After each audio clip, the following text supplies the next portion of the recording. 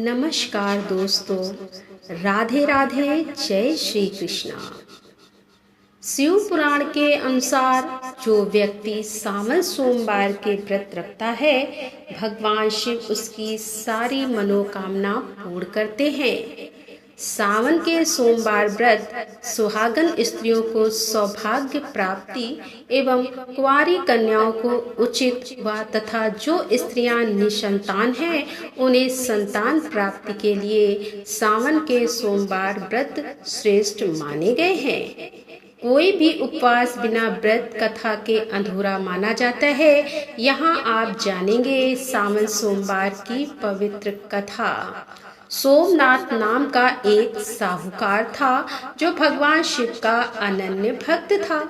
उसके पास धन धान्य किसी भी चीज की कोई कमी नहीं थी, लेकिन उसकी कोई संतान नहीं थी और वह इसी कामना को लेकर रोज शिव जी के मंदिर जाकर दीपक जलाता था कि हे भोले भंडारी, मुझे कब संतान का सुख प्राप्त होगा। क्या मैं अपनी संतान का सुख भोगे बिना ही इस दुनिया से चला जाऊंगा।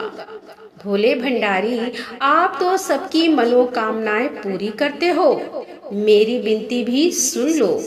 तब भगवान प्रभु, यह साहूकार आपका अनन्य भक्त है, इसको किसी बात का कष्ट है तो आपको उसे अवश्य दूर करना चाहिए।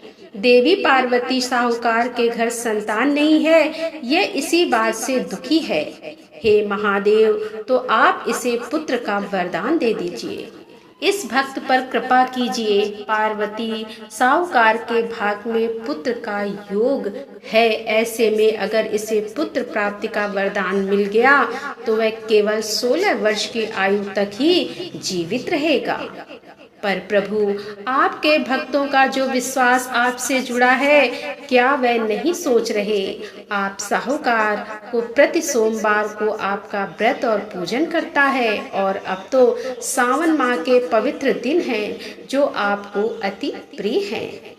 आपको इसकी इच्छा पूरी करनी ही होगी। हे देवी पार्वती, मैं अपने भक्त सोमनाथ को पुत्र का वरदान देता हूँ, लेकिन इसका पुत्र 16 वर्ष से अधिक जीवित नहीं रहेगा। उसी रात भगवान शिव ने स्वप्न में उस व्यापारी को दर्शन देकर उसे पुत्र प्राप्ति का वरदान दिया और उसके पुत्र के 16 वर्ष तक जीवित रहने की बात भी बताई। जब व्यापारी स्वप्न से जागा तो हे महादेव, एक तरफ मुझे पुत्र देकर संतान का सुख दे दिया और दूसरी तरफ पुत्र अल्प आयु होगा, यह मेरे जीवन का सबसे बड़ा दुख है। मैं जानकी से कैसे छुपा कर रख पाऊंगा। तब प्रभु, आपकी लीला आप जानते हो, मेरी भक्ति में फिर भी कोई कमी नहीं आएगी। आपके द्वारा दिया वरदान मुझे मंजूर है। व्यापारी पहले की तरह सोमवार का विधिवत व्रत करता रहा। कुछ महीने के पश्चात उसके घर अति सुंदर पुत्र उत्पन्न हुआ। पुत्र जन्म से व्यापारी के घर में खुशियां भर गईं और बहुत धूमधाम से पुत्र जन्म का समारोह मनाया गया। पुत्र का नाम अमर रखा गया। धीरे धीरे अमर 12 वर्ष का हुआ तो एक दिन दीपचंद, तुम अमर को काशी नगरी विद्या प्राप्ति के लिए ले जाओ और रास्ते में अमर के हाथों ब्राह्मणों को भोजन और दान दक्षिणा कराते हुए जाना। लंबी यात्रा के बाद अमर और दीपचंद एक नगर में पहुंचे। उस नगर के राजा की कन्या के विवाह की खुशी में पूरे नगर को सजाया गया था। निश्चित समय पर बारात आ गई, लेकिन वर का पिता अपने बेटे की एक आंख से कानी होने के कारण बहुत चिंतित था। उसे इस बात का भय रहता था कि राजा को इस बात का पता चलने पर कहीं वह विवाह से इनकार ना कर दे, इससे उसकी बदनामी होगी। ये लड़का मेरे पुत्र की उम्र का है और इस नगरी में नया है और कोई इसे नहीं जानता। क्यों ना इस लड़के को दूल्हा बनाकर राजकुमारी से विवाह करा दूं। विवाह के बाद इसको धन देकर विदा कर दूंगा और राजकुमारी को अपने नगर ले जाऊंगा। वर के पिता ने इसी संबंध में अमर और दीपचंद से बात की। दीपचंद ने धन मिलने के लालच में वर के पिता की बात को स्वीकार कर ली। अमर को दूल्हे के वस्त्र पहनाकर राजकुमारी चंद्रिका से विवाह करा दिया गया। राजा ने बहुत सा धन देकर राजकुमारी को विदा किया। अमर राजकुमारी से सच नहीं छिपा सका। उसने जाते हुए राजकुमार की ओढ़नी पर लिख दिया कि राजकुमारी चंद्रिका, तुम्हारा विवाह तो मेरे साथ हुआ था। मैं तो वाराणसी में शिक्षा प्राप्त करने जा रहा हूँ। अब तुम्हें जिस नवयुवक की पत्नी बनना पड़ेगा वो कान्हा है। पिताजी महाराज, मैं इस लड़के के साथ विदा होकर नहीं जाऊंगी।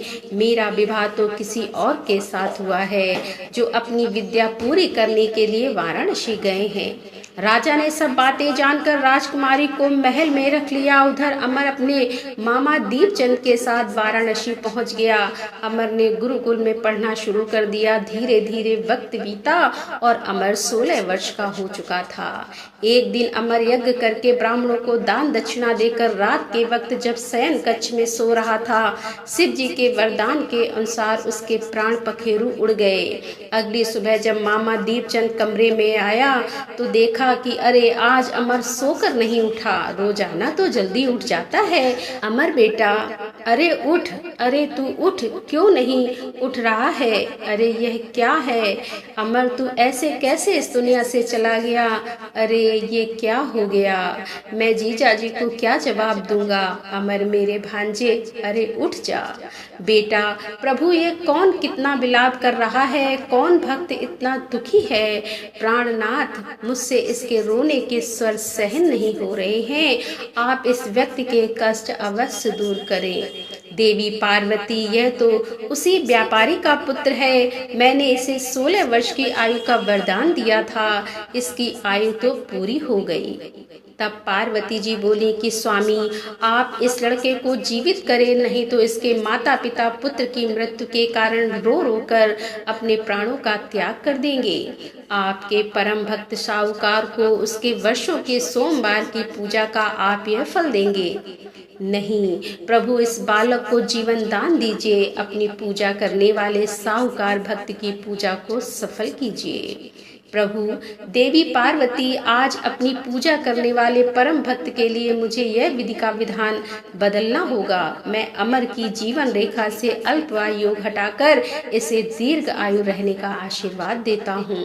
तब माता पार्वती के आग्रह करने पर भगवान शिव ने उस लड़के को जीवित होने का वरदान दिया और कुछ ही पल में वह जीवित होकर उठ बैठा। शिक्षा समाप्त करके अमर मामा के साथ अपने नगर की ओर चल दिया। दोनों चलते हुए उसी नगर में पहुंचे जहां अमर का विवाह हुआ था। मामा जी, मैं काशी नगरी में रुककर यज्ञ का आयोजन करना चाहता हूँ। भगवान भोलेनाथ ने मुझे नया जीवन प्रदान किया है, इसीलिए यह मेरी इच्छा है। ठीक है अमर, हम एक दिन यहाँ रुककर यज्ञ का आयोजन करते हैं। अरे यह तो वही लड़का है जिससे राजकुमारी चंद्रिका का विवाह हुआ था। महाशय, मेरी पुत्री आपके वियोग में आज भी आपकी प्रतीक्षा में है। उसे आप स्वीकार कीजिए और मुझे कृतार्थ कीजिए। अमर को देखकर राजकुमारी चंद्रिका बहुत प्रसन्न हुई। दीपचंद और अमर को कुछ दिन महल में रहने का अनुरोध करके राजा ने बहुत सा धन और वस्त्र आदि देकर राजकुमारी को अमर के साथ विदा किया। जानकी, यदि अमर सकुशल नहीं लौटा तो हम यहीं अपने प्राण दे देंगे। स्वामी, मैं अपने पुत्र को देखे बिना व्याकुल हो रही हूँ। आपने उसके अल्प आयु होने की बात क्यों छिपाई? मेरे लाल को मुझसे दूर भेज दिया आपने। मैं अपने पुत्र अमर के बिना जीवित नहीं रहूंगी। तभी द्वार पर एक सेवक ने दस्तक दी। राजकुमार अमर और राजकुमारी चंद्रिका बस आपके समक्ष पहुंचने वाले हैं। आप बिल्कुल भी चिंतित ना हो, इसीलिए यह खबर उन्होंने भिजवाई है। साहूकार अपनी पत्नी और मित्रों के साथ नगर के द्वार पर पहुंचा और अपने बेटे के विवाह का समाचार सुनकर पुत्र वधू राजकुमारी चंद्रिका को देखकर उसकी खुशी का ठिकाना ना रहा। उसी रात भगवान शिव ने व्यापारी के स्वप्न में आकर कहा कि मेरे प्रिय भक्त सोमनाथ, मैंने तुम्हारे सोमवार के व्रत करने और व्रत कथा सुनने और तुमसे प्रसन्न होकर तुम्हारे पुत्र को लंबी आयु प्रदान की है। सदा दूसरों के कल्याण में मन लगाना तुम्हारा कल्याण हो वत्स। यह कहकर भगवान शंकर अंतर्ध्यान हो गए। तब भगवान शिव की भक्ति करते हुए सोमनाथ को मोक्ष प्राप्त हुआ। इसी प्रकार जो भी कोई सावन सोमवार का व्रत धारण करता है अथवा इस कथा को पढ़ता या सुनता है, उसके दुख दूर होकर उसकी समस्त मनोकामनाएं पूर्ण होती हैं। इससे लोक में नाना प्रकार के सुख भोग कर अंत में शिवलोक को प्राप्त होता है। तो दोस्तों, कैसी लगी आज की ये कथा? यदि कथा पसंद आई हो तो कमेंट में हमें जरूर बताएं। मिलते हैं अगली कथा के साथ, तब तक के लिए राधे राधे, जय श्री कृष्णा, हर हर महादेव, जय भोलेनाथ की।